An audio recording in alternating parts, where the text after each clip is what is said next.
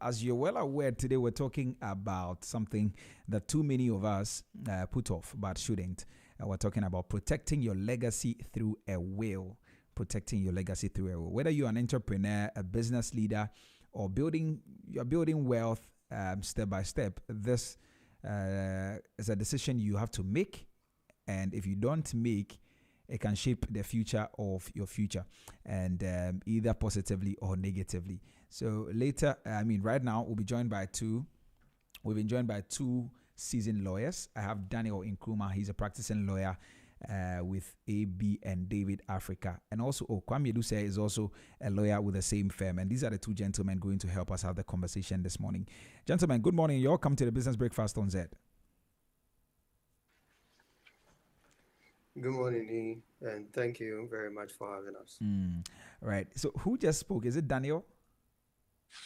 This is Kwame. Kwame. Okay. All right. Daniel, good morning. You're welcome. Good morning. Again, greetings to your cherished listeners as well.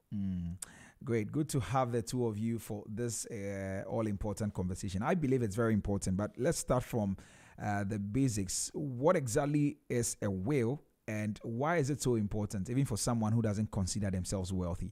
And I'll start with you, Kwame Adusei, because you started the conversation. Very well. Good morning again, and greetings to your listeners.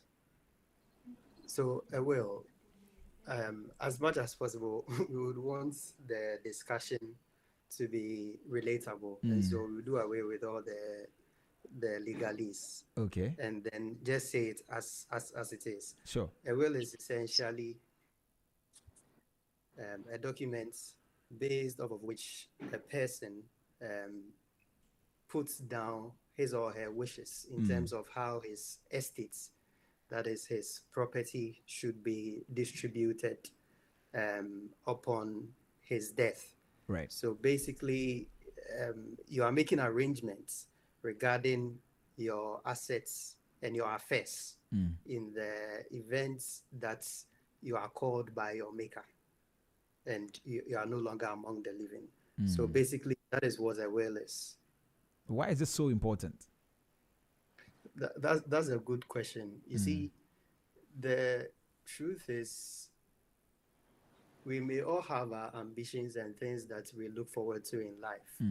At the end of the day, I think one common thing among all of us is we all have aims and we are trying to achieve something. And the saddest thing that can happen is to work your ass off your entire life, try to gather some properties somewhere with the intention to leave it for your children or your spouse. And then it becomes necessary, having evinced that intention, to put in place measures to realize that intention. That is why a will becomes very important, because once you are dead and gone, you no longer have the power to come back and say Kofi should have this or Amma should have this. And so there is that opportunity that's under our legal system. You have been provided with that opportunity to arrange your affairs. In default of which, that is, if you are unable to do that, then the law will put in place measures on how we should distribute your assets. And so, because you have planned on how succession to your property should go, then it becomes important for you to put this into writing and follow the appropriate procedure for doing a will, so that when you are no longer there, we will be able to give effect to your intentions and desires. That is why it is important to make a will. Wow. All right. Let me come to you, David. Now, David, you tell us also, maybe from where you also sit, if there's anything you want to add to that about the importance, or if you want to also clarify a few things in terms of what exactly a will is. Please go ahead. Or Daniel, sorry, not David, Daniel. Okay. Thank you. And greetings to your listeners again. Yes, so my colleague have essentially given you what essentially is a will. The only thing I'll add up to that is that, as he's saying that it is, you have to follow due process to make sure that you get your will. the due process that you require to follow is governed by statutes. The country has provided statutes that you can follow to get your will drafted. That is the Wills Act. Okay. So when you go through the Wills Act, it tells you the procedure that or what you need to do for you to get the will, and then through that's where you can now get a lawyer to now sit and then draft the will for you. Right. And as we were saying, in the absence of the requirement for you to follow the Wills Act or get your will drafted, as he said, that when you are not alive, if you go away and you don't do the will, the how do you call it? The country will set in, or the laws will set in to create where your property should go. That is also governed by the Interstate Succession Act, right? Which is what people know commonly as the PNDCL 111. And if you remember, during the last Parliament, there was a discussion in Parliament that they want to amend that bill, that law. I mean that act. There was a discussion where it was in Parliament that they want to amend that act. It has not yet gone through. So these are the major statutory laws that governs your estates that you live. And on the importance, it's such that maybe at the time you were living, you had in mind that, oh, maybe this car you bought and this house that you have, when you pass away, you hope that it should go to maybe your grandmother. You don't want it to go to maybe your wife or maybe your kid, because you're giving them something different. But because you were not able to sit down and do that, sometimes people actually are afraid to do a will because they feel like if they do the will, even that they are almost admitting or planning that they are dying soon. But in actual fact, it is an inevitable thing that you will die. Right. So once you have property, you always have to start planning about it. And so when you have this intention that you want to give it to your grandmother, and that particular house you want to give to your grandmother, but you were not able to do it, and then you go away. If issues comes up after your after your death, your spouse may be the one to have access to that property. Because when it goes to court and they are doing the interstate succession distribution, the court may choose that particular property that you intended that it should go to your grandmother should rather go to your wife or someone essentially you didn't intend it to go to.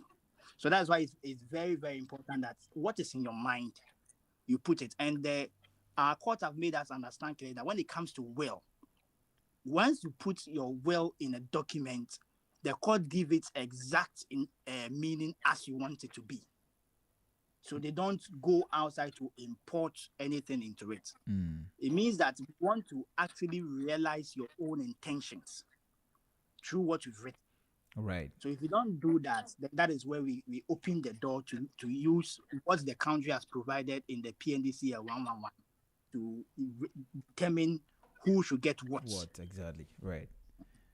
I see. Very, very interesting things. And I like the fact that, the two of you have clarified it very well. Essentially, it's about putting your house in order before you're passing.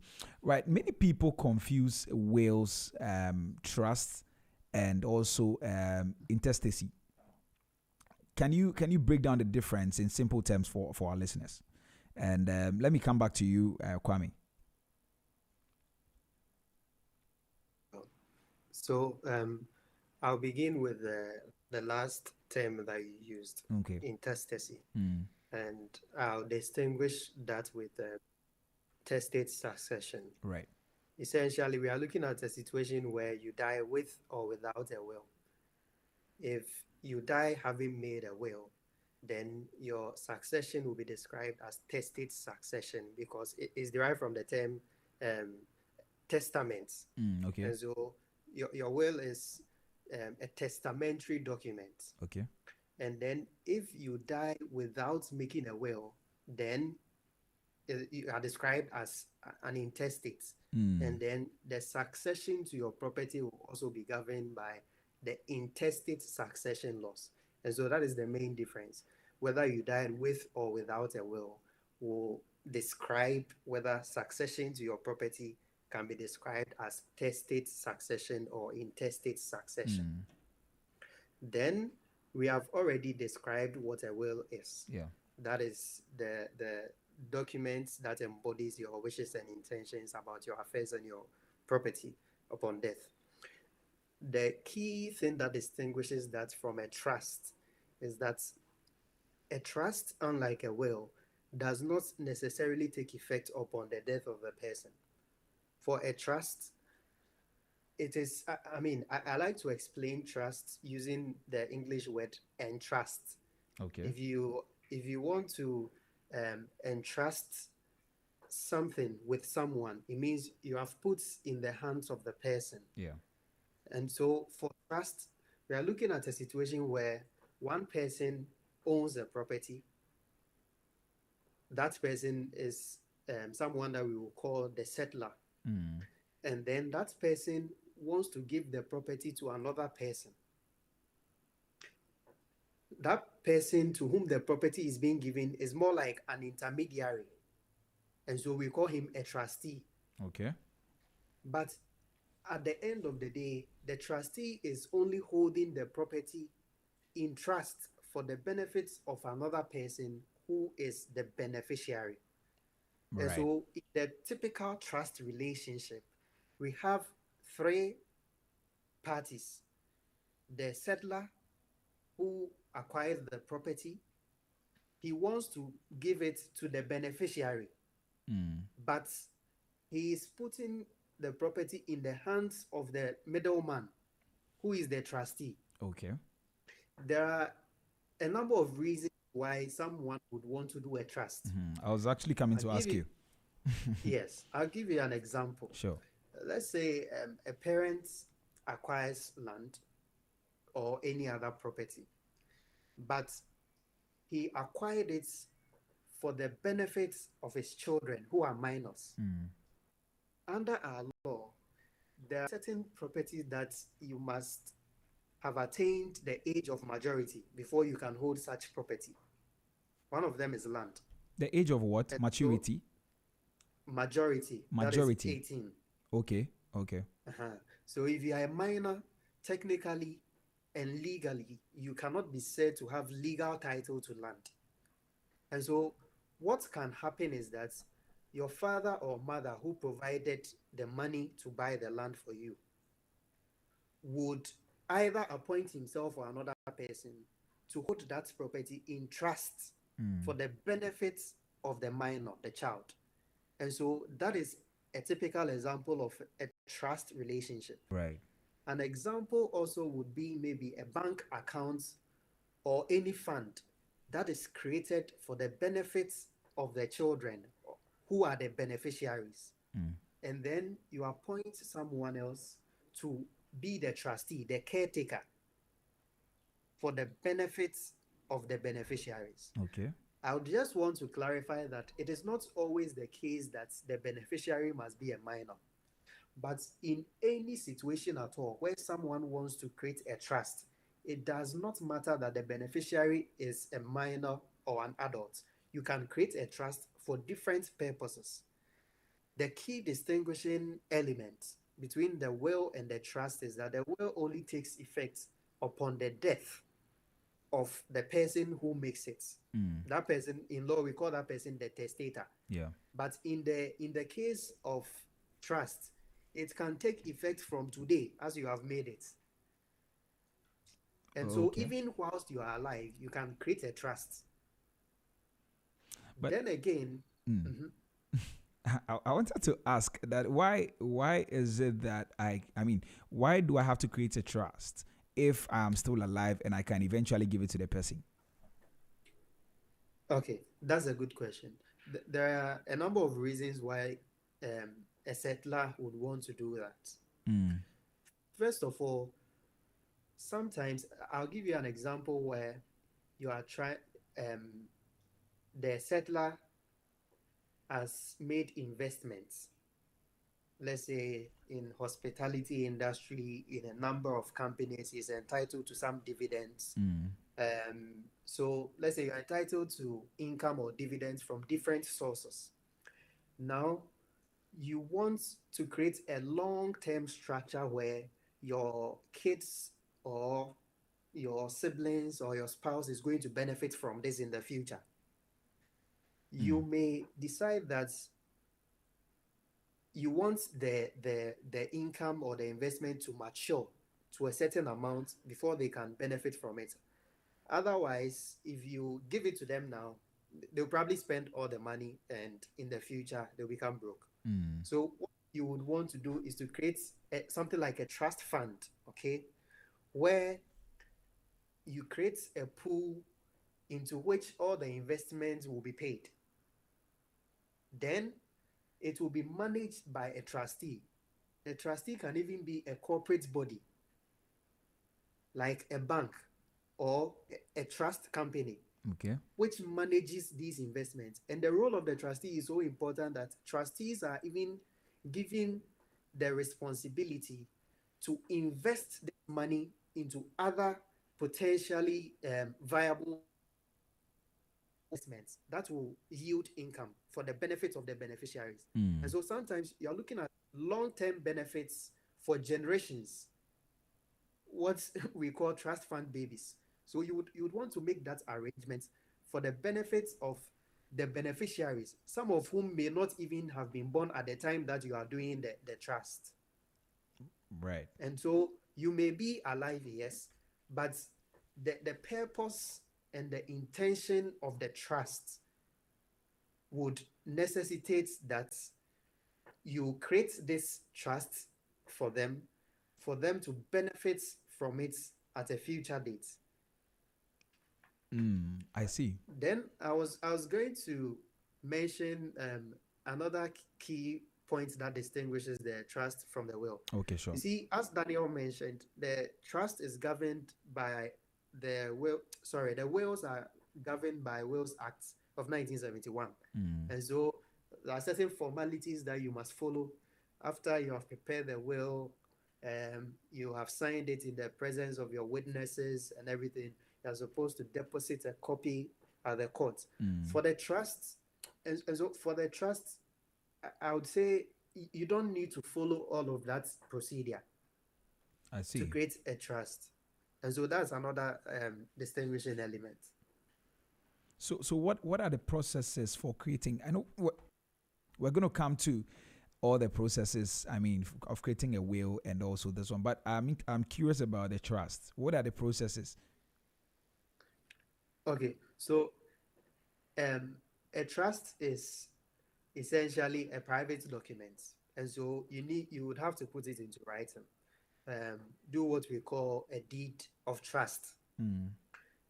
Now, with this deed of trust, of course, you get an expert like a lawyer to draft it. And the important thing you need is the person that you want to be the trustee must give his or her consent.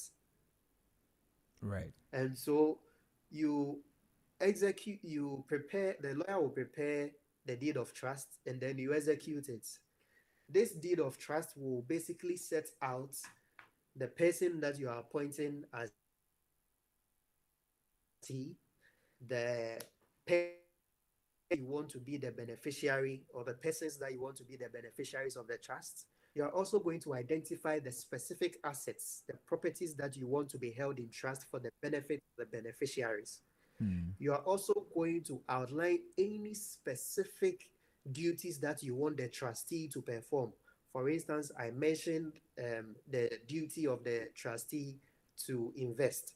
You may decide that you do not want this trustee to touch the money by way of investment, but only to look after it.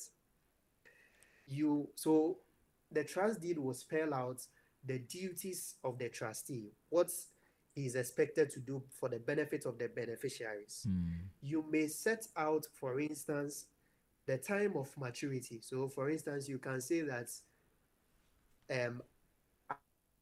at this particular point, or when the beneficiaries attain a particular age, then you the trustee, should transfer it to the beneficiaries. Having done all of this, then it must be duly signed. In terms of registration and stamping and all of that, it is only in the latest situation where the property that you are given to the trustee to hold for the benefit of the beneficiaries involves a piece of land. Then it becomes necessary for the deed of trust to be presented to Lands Commission for the necessary stamping and registration. Right. So that if the trustee is dealing with the land, then on the record, we would know that it is you, the landowner, who has given him that authority to deal with it. To deal with that. But quite apart from that, it is purely a private document, and once you have duly executed it, it will become enforceable. I see. Okay. Once we've spoken about the trust, let's talk briefly about the wills as well. And I'll come to you, Daniel, to do that for us. Hello, Daniel. Hello. Yeah, Daniel. So just also run us through the processes for crafting a will. Yes. So essentially, with will, it's also more or less like a private arrangement that you do. As my colleague said in relation to the trust. Yeah. This one, as I said earlier on, you follow the make it simple. You follow the Wills Act, and the Wills Act makes us aware that when you want to create a will, you first have to ensure that it is in writing. We don't have wills done orally. It has to be in writing. That's the first thing that when you're creating a will, it requires from you. The second thing is that the will must have witnesses.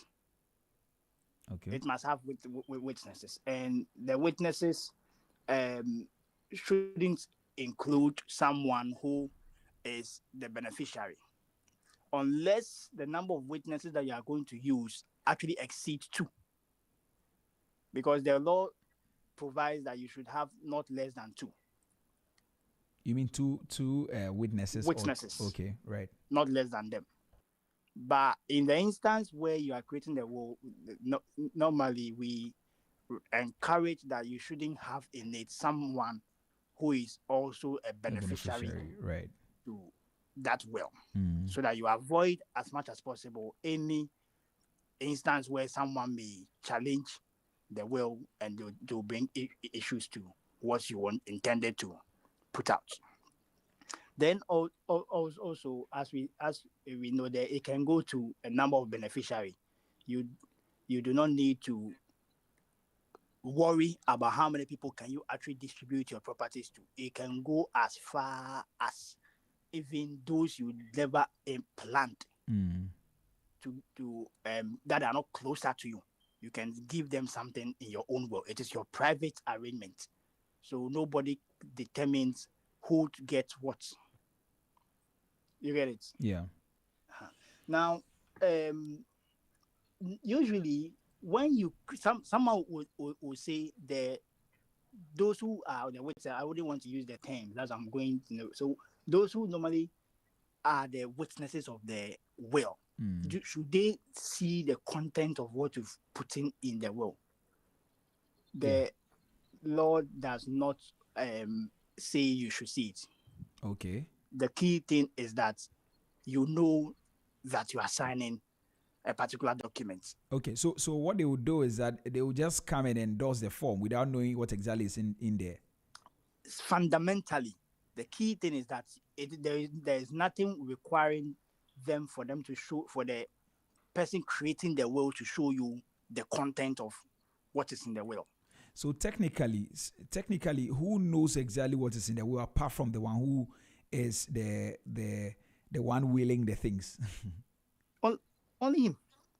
Okay. Only Not him. even the lawyer. Yeah, the lawyer who drafts, and then the person who wants the will prepared for him. Right. Okay. Because what is the end? The end. We don't want the situation where, because wills can create disputes. And I between hear the that people, I and hear it may lead to unwanted situations. and So the law doesn't want to open that room for those situations. So we make it as much as possible. The person who is drafting the will, of course, he has the deeds because he's a lawyer. yeah, But there's confidentiality relationship between the client and the lawyer. and So the lawyer. the lawyer is expected not to bring it out. Right, right. And then the person who wants that will drafted for him knows. But the beneficiaries of the will are not required to know what is inside the will until the death of the person. The person, And right. then the people who signs. And also we have executors. Executors are those that you put up in the will that should your demise happen, they should come in, take the will, and then ensure its implementation. They are the people. So it is And not how automatically many as soon people? as the will you pass away, the beneficiaries go and then start. No, there is executors. How When it comes many to executives? Daniel, can you hear me, please? Yes. Yeah, I'm asking that how many executors or executors actually do that? The law doesn't give a limit, but you can have 2 apples. Right, 2 up. Okay, Doesn't so limit you to 4, 5, or but at least if you have 2, that helps you. so what if there are lots of things in there, and I don't want to spend too much time on that. But what if there's an instance where the executors, including the one who wrote the will, all 3 of them, maybe the person used two witnesses, 2 executors, and the person who is actually willing the stuff, all 3 of them, for instance, die in an accident. What happens? That is a brilliant quick question. That all the executors are not available. Yeah. Yeah. So when that happens, that the court would normally step in to find. Sometimes it is. It allows the court. The Wills Act allows the court to give some form of interpretation to ensure that your will is being enforced. Okay. So normally, when you create the will, you deposit it at the court. You deposit Right. at the court, and then when you deposit at the court, it's for the court to ensure that your will is enforced. So even if it gets there is no clue as to who is the executor at that moment. The court step in with certain rules of interpretation to create one for you. That's what happens. The court step in is more or less like how intestate succession happens. If you don't make a will, normally the law creates people who can step in to manage your properties for you and show how it should be distributed. Okay. And those people are the administrators. And it's okay. guided by the court to ensure that some of these things are done.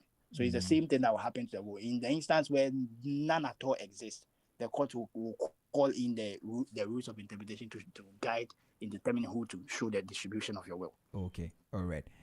So were you done with the processes? Or you Yes. want So to essentially, wrap it up?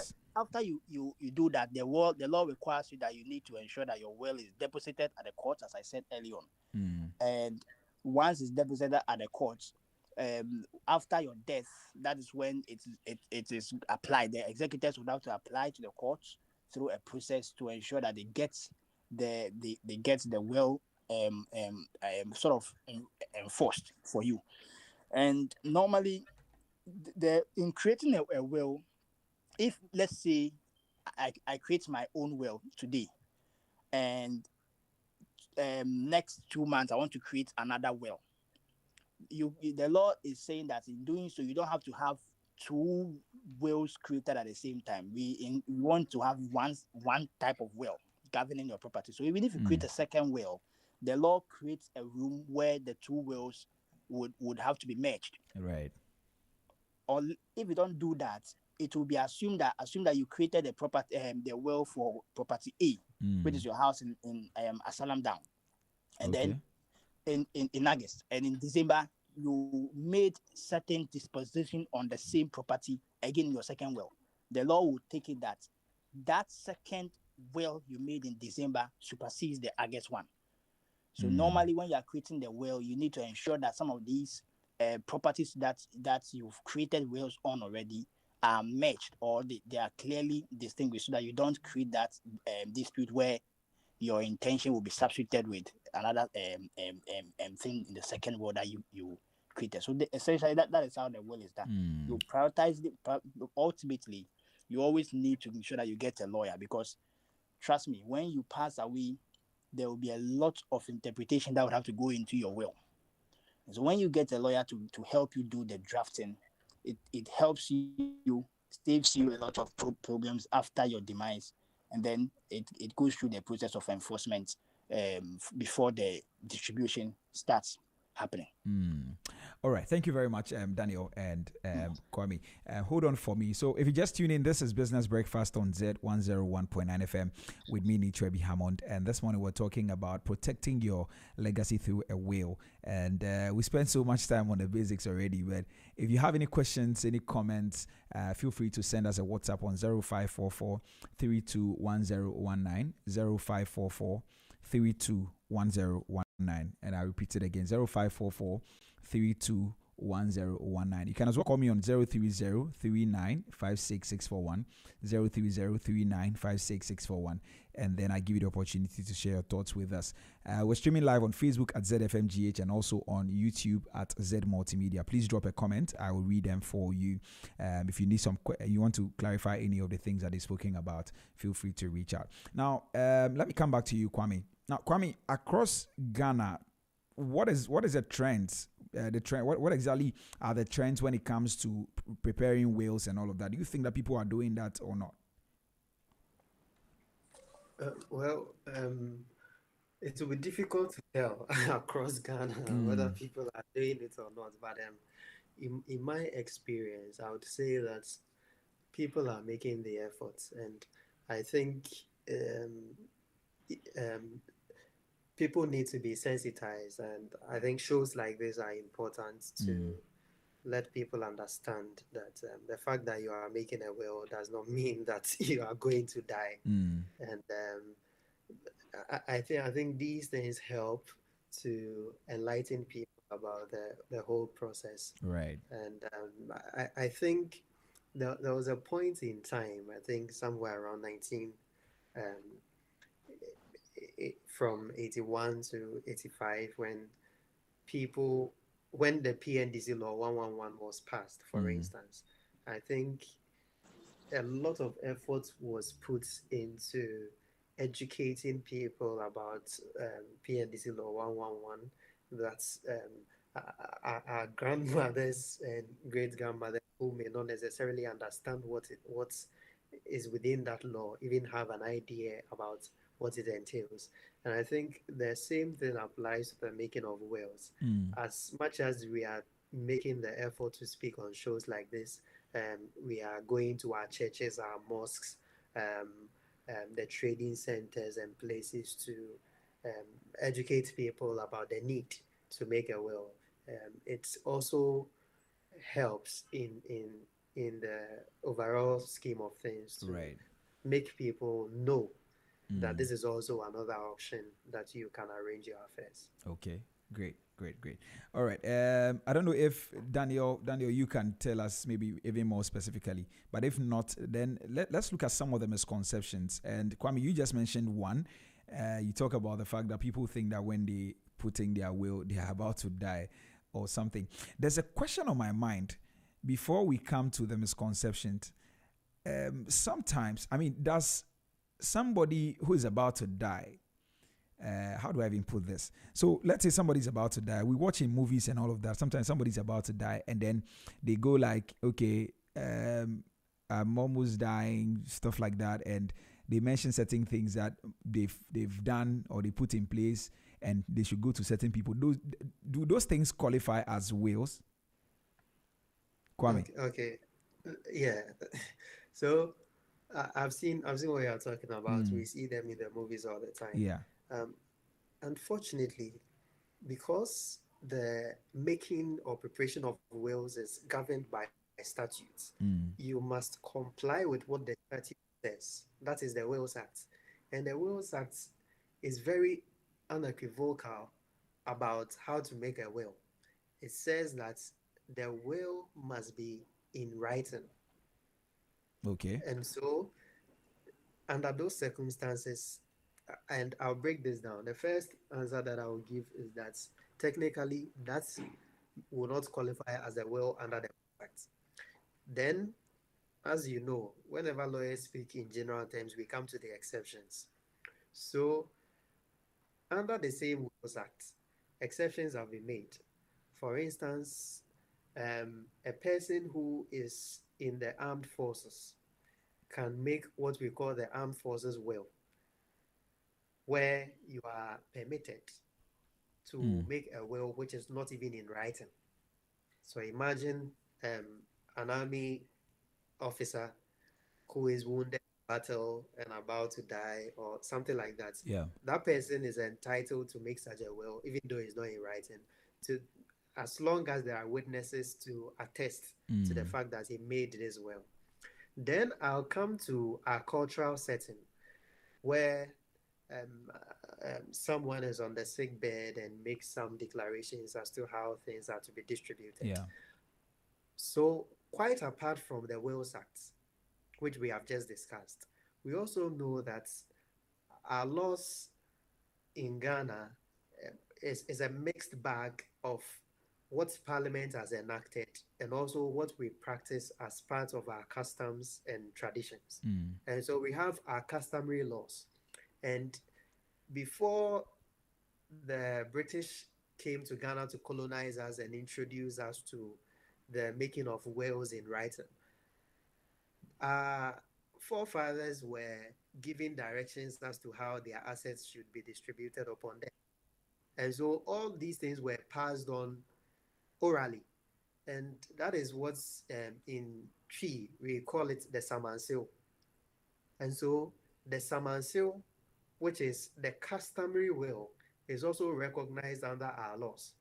And that would be the situation you have described. But again, customary law is also law. And so if you want to make a customary law will or the Samansil, then you must also follow what has been laid down by our forefathers to be the appropriate customary procedure for making a Samansil. For instance, there are certain people who should be present because, you know, under our customary law, traditionally, when a person dies, we say that his property becomes family property.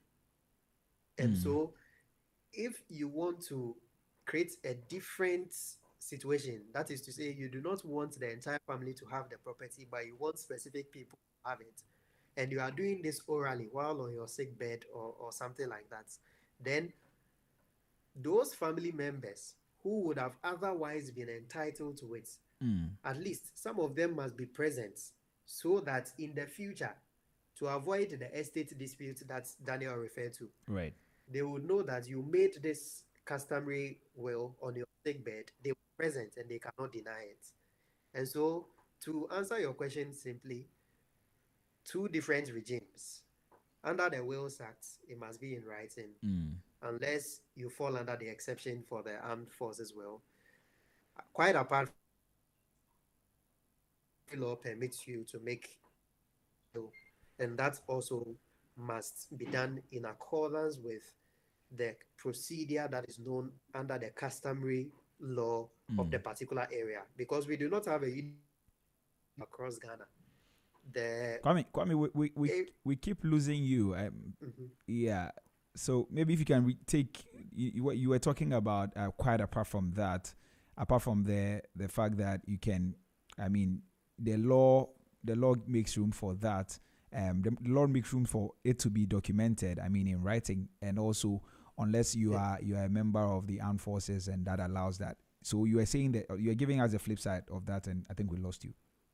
Okay, I apologize for that. Oh, that's okay. So I was going to the customary law will to say that quite apart from, we also have our customary laws which permits a person to do a customary law will, which is the Samansil, which does not need to be in writing. Right. As long as it complies with the custom of person hails from. And I was making the we do not have a uniform customary across Ghana because customary law is determined by the particular have the Asantes have their customs and traditions, Ewes have, and I believe even within these bigger groups, there are specific communities that may have slightly different customs. And so, if you want to make a customary will, then depending on where you hail from, you must ensure that you comply. You comply, right? But at the very members who would have other title to your property upon death must, at least some of them must be present so that subsequently they cannot deny that you made this customary or samasio. All right. Hello, Kwame. Are you still with us? Hello. Yes, I'm with you. Okay. All right. Great. Thank you. Did you Thank catch you. what I said? Yeah, I got it. I think I got it. Thank you very much. Yes, and You want to add something, Daniel? yes. Just brief. First, on your question about the number of people who have created a will in Ghana, right? Yeah. We don't have the Ghana Statistical Service has not given us data on that, but there in 2 years ago there was a research that was actually conducted, and then it has been affirmed in several sources that are not Ghanaian based do. There are few Ghanaian sources that are making references to those one, but substantially when you take a ratio of 10 people, you get a maximum of 2 in that you will see that they've actually created a will to govern their property. So it actually shows that there is more work that needs to go into it when it comes to educating the people on this will. And then it's key because when you look at our Ghanaian society, dominantly it's not a country with people who see themselves that they are actually rich. So there is that myth in the system that I'm not rich, so why should I create a will? But the law does not make it that you must have money before you create a will. And so whether you are rich, you are well-to-do, you are wealthy, you are average, whatever status of your financial or assets is, the law requires that even if you have one property, you have to create a will. And the other challenge is that people also ask, so can the person who is creating the will, if it decides that he wants to give, let's say, his very big story building house is built to a completely third person that does not come closer to him in the family, let's assume that he went for a business program somewhere, he met a certain friend, the friend just gave him a very good advice. That's all. They've never met again, but he has other close people plus his family. And then he didn't give anything to the family at all. When he gives that property to that person he met once, can you go for that property? Because it is not actually fair that you do that. But the law is always that it's not about the fairness or unfairness of the will. Right. The law says that he has the right to determine who to get what. Just that we've made it possible that, be it the case, there's the direct family members, which are the spouse and then the children, should always get something. And also sometimes some people may also they think, oh, I'm 20 years old, I'm 30 years old, so I'm entitled to a will from my father. In the estate of in his estate, but the law does not bind your father or your mother to actually give you a will or to make you part of the beneficiaries in his will. So long as you exceed the age of majority, he is not required to provide for you. Right. He's not required to provide. He can do that, but if you are a young but you are still a minor, then certainly once he still have the responsibility of taking care of you, he can provide the will to actually give you. So it's not automatic that because you are a child of the person, at any stage of your life, he should give you something or he should give you what you need. That is additional thing I want to also make. And then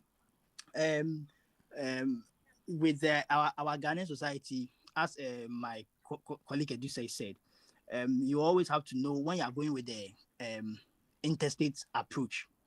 You always have to know the family that you are going, especially when you have to do it marriage. You always have to know the family that you are going to, because we have the matrimonial society and then the patrilineal society. So where there is no will, those lineages also comes in to determine how the distribution of properties would also go. So always, before you think about making an argument of the properties that your spouse is having, you have to also find out whether, if a will has not been done, the society that he belongs, how do they actually go about when it comes to the distribution, before you can jump into making any argument and all that may not come with this. So that is the addition that I want to add to that. Right. Thank you very much, Daniel. So we have so much to cover, but it looks like there's a lot of things also on the will and the basics. I mean, the foundations of the things we want to talk about today. I have some messages coming through. So hopefully we can have a part 2 of this conversation. We want to speak to producer, and then we see how we can do it. Yeah, I think it will help, because it's a very broad topic. Exactly. And people need to be educated about That's true. We'll probably have to do a part 2. But a few questions that have come through. This one is coming from Sheila. She says that, please, I have a question. What if the person does not have a will, but recorded a video as evidence as to how his properties should be shared amongst his family? And also, what if he writes them down in his diary as evidence? So let's address that one quickly. Let me come to you, Kwame. I'll have to admit that is a very interesting question. Very, very interesting. The Wills Act requires that it must be in writing. It is that plain, that it must be in writing. Right. And so, and it's not just that, as Daniel said, after you have written your will, whether it's in your own handwriting or it has been typed for you, you also have to append your signature. So you must sign it. Then there must be at least 2 people who would be there to see that you are appending your signature, or 2 people that you are going to show your signature to, that, hey, this is a document and this is my signature on it. I want you to attest that I have put my signature. Those are the witnesses. And those people are also required to execute it, that is, to sign on the document. And so it becomes difficult on how practically this can be done in the case of a video. Right. We have not had a case where this had been tested in court. But in terms of what the law is at the moment, it requires that it must be in writing, executed by the testator who makes the will, and then attested to by at least 2 witnesses. But don't you think that, I mean, because now times have changed, don't you think, I mean, at the time we were writing these laws, there wasn't anything like videos, or even if there was, it wasn't, I mean, quite, I mean, in the magnitude that we see today. So don't you think that there needs to be some amendments in terms of that to accommodate this video wills and all of that? Very, very well. I mean, it's a good point to note. I'm not sure there were no videos in 1971. Certainly there were videos in 1971. Yeah, so I'm saying that even if there were, now the way people have phones and everybody can just pick their phone and record a video, it wasn't like that. I agree. I agree. I mean, this is probably something that the legislature may want to consider, as you have said, by way of amendments. But until such amendments has been made, as far as the courts are concerned, what a courts in a legal system like ours will tell you is that its duty is to interpret and apply the law as Parliament has passed it. Right. And currently, as it is, it It requires that doesn't it make must room be for that. writing. So it doesn't hold. Yes. But how about the diary one? So the question was if the will is written in a diary. In the diary as well, yeah. Is not being attested to by witnesses. It's just the diary of a person. Yes. And unfortunately, without the attestation, it becomes difficult for you to pass that off as the will. Because you see, it comes down to handwriting. There are people who are so skilled that they can copy another person's handwriting. And so if you are not there, how do we know that this was the deceased who actually wrote this? I mean, I get that the response would be that it was his diary. But then the other person, the person I'm describing, who is an expert in copying other people's handwriting, can also get the same diary, copy the contents of the same diary, and there can be no difference.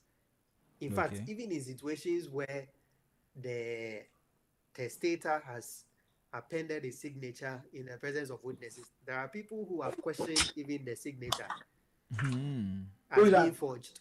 You get where I'm coming from? Yeah. And so looking at a diary where you have only written in the diary without any attestation, it does not meet the criteria set in the law at all. Okay. I'm forced to push. I mean, I'm tempted to push further. That what if the person writing in the diary did all the other things except having a lawyer to come and draft it for them? So they wrote it in a diary, and they had 2 witnesses. They had some names written down as executors and everything.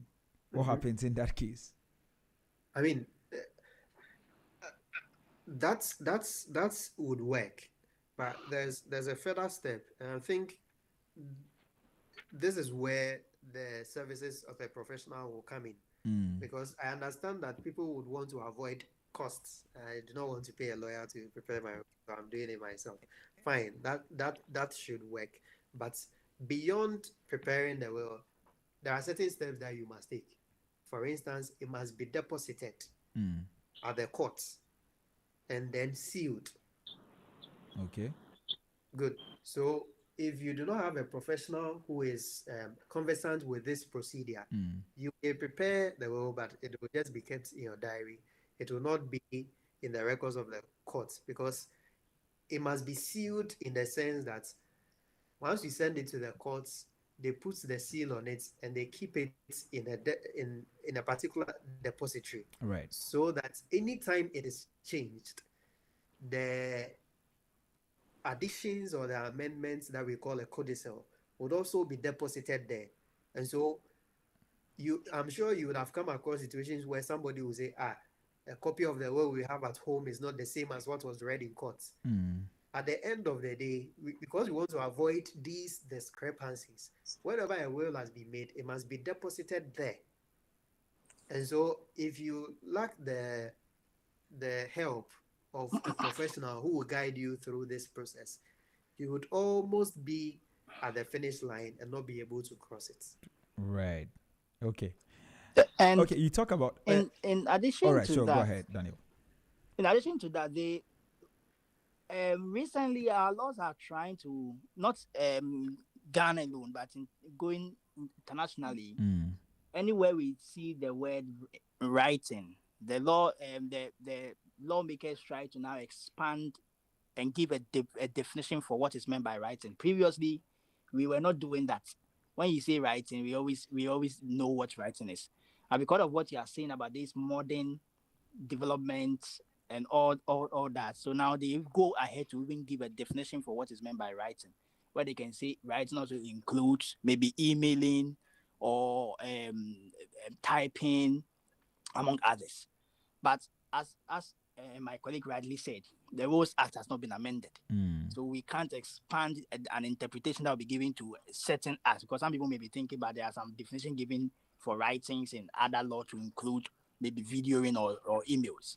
So until we expand or our lawmakers come to look at it and see these are new ways that law wills can be created, aside this the normal way of how we say writing should be, then the court would have to go about it in that way. But note, even if they are doing that, even if you are going to push for them to come in and admit diaries and videos to be in the form of to represent our will, they will still have to create certain parameters around it. Right. Otherwise, how do you determine that this video the person has made is actually the one we should take? Because someone can just stand up today and say and make a video and say maybe he's angry. He just make a video and say, I'm not going to give you my car. Then tomorrow he goes around and make another video on the same thing. So how then do we determine? And someone can come and pull about 3-4 videos on one property. So the lawmakers, even if they are going to go about it in that way, they have to even have certain parameters.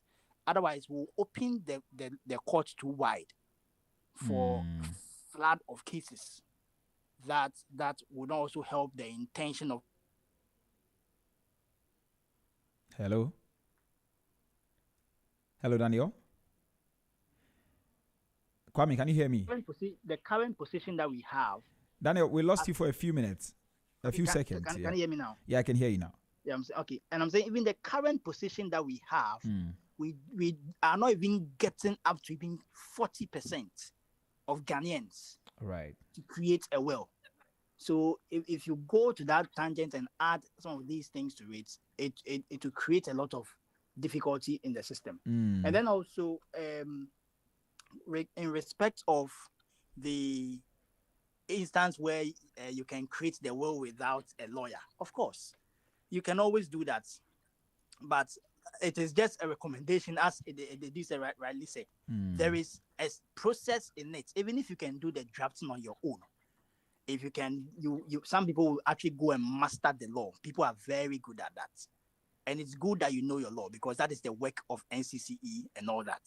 So if you've read the law, if you've been educated on the law and you know the procedure, and you think you can go through and create everything, you just have to substantially make sure that the areas that requires professionals to come in, you have to also consider that. And one thing about law is that when a lawyer is actually drafting your will for you, he's not just looking at, people just think, oh, but it's just pen and paper or typing that is just doing. So why can't I do that? But the lawyer is not just taking that into consideration. The lawyer has actually been trained to bring into bear certain interpretations whilst he's drafting your law or your will. So he's looking at various laws, thinking every provision he's put in your will, he's thinking the consequence, short-term, long-term consequence for you. He's thinking about how, if a dispute arises around it, how the court will also go about it. Because there are certain terms or certain language that when you are drafting your will, as I said, your will projects your intentions. So when it goes to court and something happens in the future, the court will look at the words. That's the primary source of law that they will rely on to give intention to your will. They look at the words that you've used. So if you use the word, let's say children, I give this to my children, and it goes to court, and it's not a lawyer that drafted to guide you to know how this word children is, who is it limited to? Does it go beyond the children you give birth to with maybe 2-3 wives of yours? So the lawyer would come in and look at the various ways, look at various cases that have gone before the court when it has to do with wills, and then pick from some of these common mistakes. Because this word of children I've actually made mention of. We've had a case in court that has brought similar dispute, that the person used the word children, and it actually went to court, and the court gave a different interpretation as to who includes that children, because the original children think it was only them. But the court actually gave interpretation to expand it beyond the original biological children.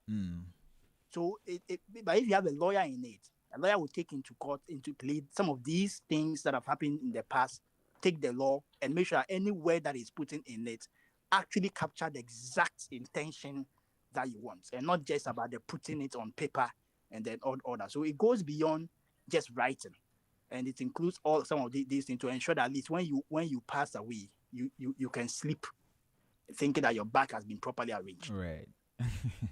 Okay, let's take the final question, and then we can go, because I think we really have to do a part two. Like I said, we have to do a part two with your permission, and I'll talk to the producer and then we do that. But the final question, I mean, one of the questions that is here says that, but does it cost to make a will? And I think Adusei, you mentioned that maybe people are looking at the cost and that's why they want to go into writing it into their diary and all of that. So does it cost to make a will in terms of paying the lawyer to draft the will for you? And is it expensive? Maybe that could discourage the low income people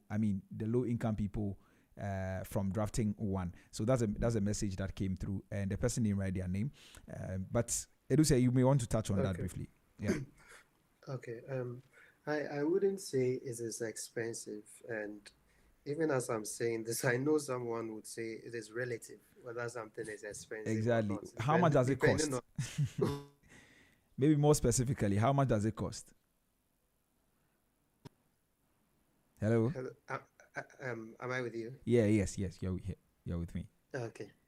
So having said that, I was also asking, can you hear me? Yes. Yes, I was asking that more specifically, how much does it cost? To be honest, I cannot give you a definite figure that this is how much it costs to do a will. But what I can assure you is that for lawyers, our profession is heavily regulated. And one of these regulations is that in the relationship between a lawyer and the client, because the lawyer is in, should I say, a higher bargaining position to the client, the regulator of the profession has set aside a scale of fees that is to guide lawyers in any work that we do. And so, for instance, if we are preparing a will, the value of the estates would influence the costs that's will be the legal fee that will be charged. And so it will be difficult to say that it costs maybe 1 cedi or 2 cedis. But what I can assure you is that whatever amount or fee that you are going to be charged will be measured according to the approved scale of fees by the Ghana Bar Association. That's all lawyers use as a yardstick in charging their clients. And whatever, I mean, this scale of fees is available online for everybody to have access to. And hello? Yes. Yeah. So if a lawyer is doing work for you that is not in tandem with the scale of fees, measures are available to report this and then have this redressed. Yes. Okay. Right. So you can't quote a particular figure. Are you able to do that, Daniel? It is very difficult because, as I said, normally when the lawyer would even tell that I'm going to charge 1,000 cedis, they would always evaluate the property that you want to create, and whether there are consequences around, especially where there are even landed properties involved. Because you may think that you want to create well, but the lawyer is not just looking at, okay, so you've told me you have a house. I have to go further to find out whether that house has any encumbrances on it. Encumbrances basically like any person who also have an interest in the land or any proprietary right in the land. Or all those things comes into play. Right. And so it depends the type of properties you want to create the will on, and then the assessment that needs to be made on that to ensure that we know the exact value, the exact challenges, if any, before the lawyer would give you a cost.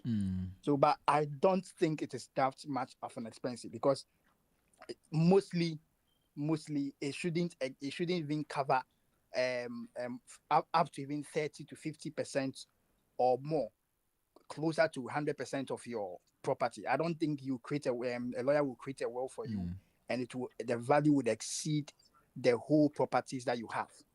Maybe you have just one house that the house costs 100,000, and the lawyer will come and charge you 110,000 for creating the will for you on that property, unless what goes into the charges is not just the will, but there are other works that the lawyer did for you. Because when normally you come to take a lawyer, the lawyer gives you what is called terms of engagement, which is a letter.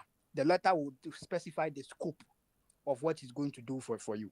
So the scope will also tell you clearly the breakdown of the fees. Okay. And so when you get the breakdown of the fees, that okay, I will go to registry because there's land involved. So we have to go to registry to check ABCD. He will tell you the cost for that. We have to go to maybe collateral registry to check ABCD for you. If there is something like that, he will tell you the cost for all those things. Now, when he gives you the cost for the breakdown, it is for you to let the lawyer know that this cost is high if you think you can't afford. That is how lawyers we work. We give you the breakdown per the scope. And then when we are done giving you that, you will come and tell us that it is high. Or do you think, or you think can there be any adjustments? Right. Certainly, the lawyers will look at it and then tell you where we can adjust or where we can do away with, and then we can get it adjusted for you to fit your budget. So normally when people go to a lawyer and then a lawyer mentions a quote, 10,000, 5,000, 2,000, they just say, hey, it's too huge. But I think the key thing we need to tell your listeners is that when you go and the lawyer mentions a quote, ask your lawyer, please, can you give me the scope of work? So that when he gives you the scope of, okay, this will cover this is what we'll be doing, and not all that, then you appreciate, and then now come and ask the lawyer, okay, based on this, you think, can we do ABCD to bring it down?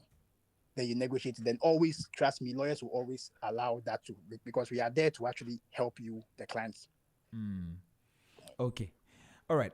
Gentlemen, I want to say a very big thank you to the two of you for your time and also for sharing these insights with us. Unfortunately, this is all time will allow us, but I'm really grateful to you.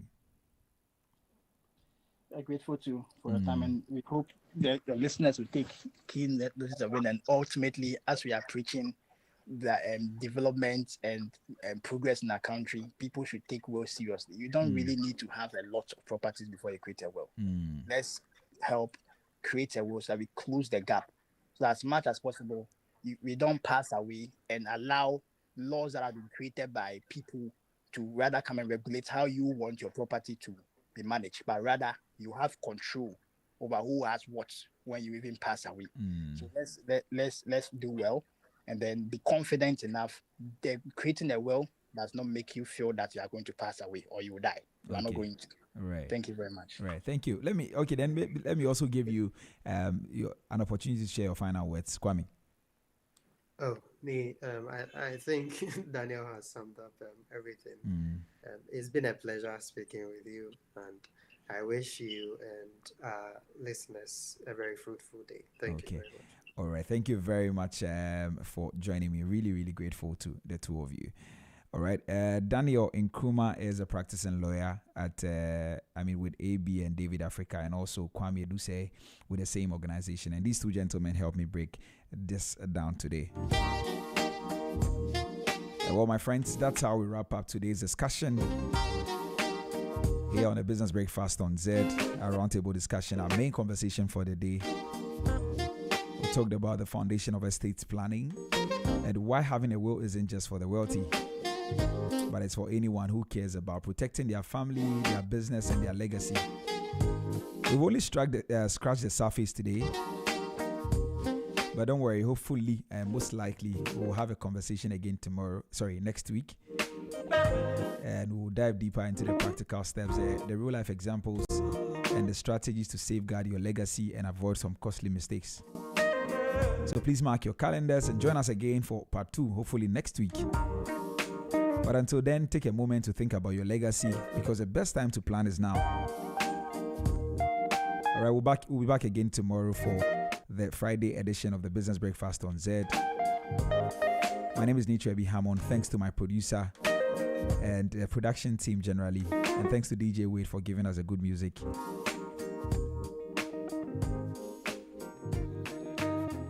All right, please enjoy the rest of your day. And when you think Ghana, please think Z. I'll see you tomorrow. Bye-bye.